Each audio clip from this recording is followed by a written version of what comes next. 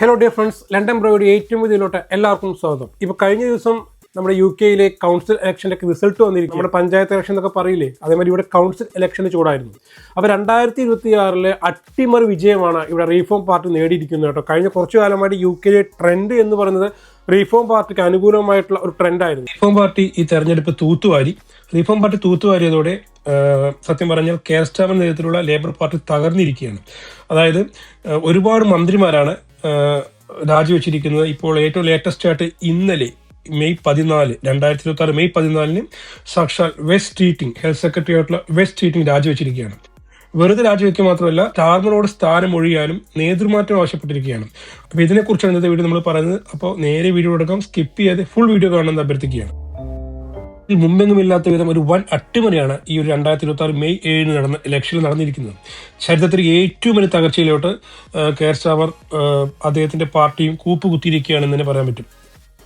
നജിൽ ഫരാജിയുടെ reform UK party 28% വോട്ടുകളുമായി രാജ്യത്തെ ഏറ്റവും വലിയ രാഷ്ട്രീയ ശക്തിയായിട്ട് മാറിയപ്പോൾ വെറും 14% വോട്ട് വീതവുമായി ലേബർ പാർട്ടി പുറകിലോട്ട് പോയി എന്നുള്ളതാണ്. അപ്പോൾ ലോക്കൽ ഇലക്ഷൻ ഉണ്ടായിട്ടുള്ള ഈ ഒരു വൻ മുന്നേറ്റം ലേബർ പാർട്ടിക്കുള്ളിലെ പുകച്ചിൽ വലിയ തീയായിട്ട് മാറിയിരിക്കുകയാണെന്ന് പറയാൻ പറ്റും. ഇതിന്റെ ആദ്യപടിയായി ഹെൽത്ത് സെക്രട്ടറി ആയിട്ടുള്ള വെസ്റ്റ് സ്ട്രീറ്റിംഗ് രാജിവെച്ചു എന്നുള്ളതാണ്. സ്റ്റാമറുടെ വലങ്കയായിട്ട് അറിയപ്പെട്ടിരുന്ന നേതാവാണ് വെസ്റ്റ് സ്ട്രീറ്റിംഗ്.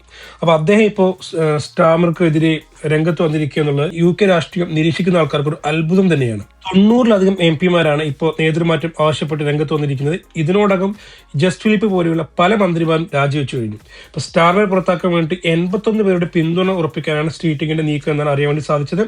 ഇതിനിടയിൽ പല ആൾക്കാരും സ്ട്രീറ്റിംഗിനെ അനുനയിപ്പിക്കാനും ശ്രമിക്കുന്നുണ്ട്.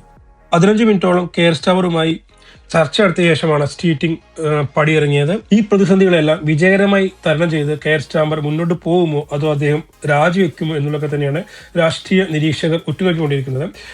എന്തുതന്നെയായാലും UK രാഷ്ട്രീയത്തിൽ സത്യം പറഞ്ഞാൽ പിടിച്ചു കുലുക്കുക തന്നെ ചെയ്തു റീഫോം പാർട്ടിയുടെ വിജയം എന്ന് വേണമെങ്കിൽ പറയാൻ സാധിക്കും. ഏതായാലും ഇതുമായി ബന്ധപ്പെട്ട ഏറ്റവും ലേറ്റസ്റ്റ് അപ്ഡേറ്റ്സുകൾ വരുന്ന മുറയ്ക്ക് നിങ്ങളുമായി പങ്കുവെക്കുന്നതായിരിക്കും. അപ്പോൾ ഈ വീഡിയോ ഇൻഫോർമേറ്റീവായി എന്ന് തോന്നുകയാണെങ്കിൽ ഒന്ന് ലൈക്ക് ചെയ്തേക്കുക, കമന്റ് ചെയ്തേക്കുക, ഷെയർ ചെയ്തേക്കുക, സബ്സ്ക്രൈബ് ചെയ്യാൻ വിട്ടുവരുത്. അപ്പോൾ മറ്റൊരു ലേറ്റസ്റ്റ് അപ്ഡേറ്റുമായി വരാം. അതുവരേക്കും bye, see you, thank you for watching.